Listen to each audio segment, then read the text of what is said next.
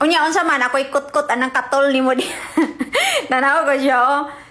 Nagpalit daw siya og ukay-ukay niya. Gisuot niya, katol na niyang itlog. Ay, gahapon na siya nga ako ang gi-post ba nga bahin na tong koan. Ukay-ukay bitaw nga ingon ko labhin ninyo sa ninyo suoton. Anya, nagkatawa ko sa iyang comment, pasensya na gyud ka ha. Kung tinuod bitaw na, tinuod ka na siya o gikagid. O buni. Basin gibuni lang gyud ka nyang ukay-ukay mo pasanginlan. O, ayaw kalain ha, joke lang ni siya. Pero kung tinuod manggalit na, no? Na. Opo ko kabalon sa ikatabang nimo, ikatambag nimo, murag pa-check up na lang yun.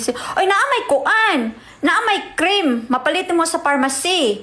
Nga kanang para sa kanang unsa na siya para sa mga katol-katol ba. Pwede nimo na siya gamiton.